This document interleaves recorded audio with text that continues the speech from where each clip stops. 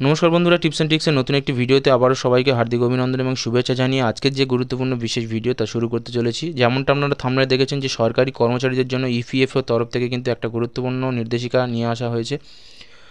তারা যে স্যালারি পেত তা কিন্তু একটু হলেও বাড়তে চলেছে। তো এই বিষয়টা কি সম্পূর্ণটাই ভিডিওর মাধ্যমে তুলে ধরার চেষ্টা করব। তবে ভিডিও শুরু করার পূর্বে আপনাদের কাছে ছোট্ট রিকোয়েস্ট, ভিডিওটি অবশ্যই করে প্রথম থেকে শেষ পর্যন্ত দেখবেন, তাহলে সম্পূর্ণ যে তথ্যটা তা আপনারা জানতে পারবেন। আর যদি আপনারা আমাদের চ্যানেলে প্রথমবার ভিজিট করে থাকেন, অবশ্যই করে আমাদের এই চ্যানেলটিকে সাবস্ক্রাইব করে রাখবেন। এরকম নিত্য নতুন সরকারি গুরুত্বপূর্ণ খবরাখবর এবং চাকরি সংক্রান্ত, নিয়োগ সংক্রান্ত নানা রকম গুরুত্বপূর্ণ খুঁটিনাটি তথ্য টাইম টু টাইম আমাদের চ্যানেল থেকে পাওয়ার জন্য। একইভাবে যদি ফেসবুক পেজ থেকে ভিডিওটি দেখে থাকেন তাহলে পেজটিকে অবশ্যই করে ফলো করে নেবেন। তো চলুন আজকে যে সরকারি কর্মচারীদের ক্ষেত্রে ইপিএফওর তরফ থেকে যে বিশেষ নির্দেশাবলী জারি করা হয়েছে তা সম্পর্কে জেনে নেওয়া যাক। দেখুন, প্রতিবেদনের প্রথমেই বলা হয়েছে যে সরকারি কর্মচারীদের জন্য অবশেষে এলো সুখবর, বাড়িয়ে দিল ইপিএফও। তো কি বলা হয়েছে দেখুন, যে এবার বেতন বাবদ আরও কিছু টাকা তারা মাসে ঘরে নিয়ে যেতে পারবেন। অর্থাৎ সরকারি কর্মচারীরা যে বেতন পেতেন তার আরও কিছু পরিমাণ টাকা কিন্তু তাদের বাড়তে চলেছে।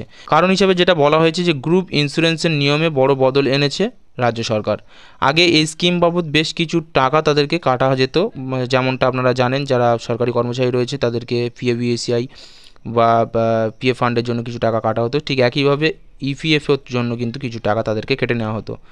তো সেটা পরিবর্তন করা হয়েছে বা সেখানে কিছু বড় পরিবর্তন আনা হয়েছে। আগে স্কিম বাবদ যে কিছু টাকা তাদেরকে কেটে নেওয়া হতো সেটা কিন্তু এখন থেকে আর কাটবে না। তো সেটাই বলা হয়েছে দেখুন, যে এবার থেকে সেই টাকা না কাটার নির্দেশ দিয়েছে সরকার।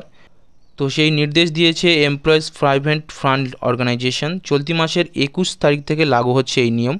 তো ডেটটা একটু দেখে নেবেন, যে চলতি মাসের অর্থাৎ এ মাসের 21 তারিখ থেকে এই নিয়ম লাগু হয়েছে।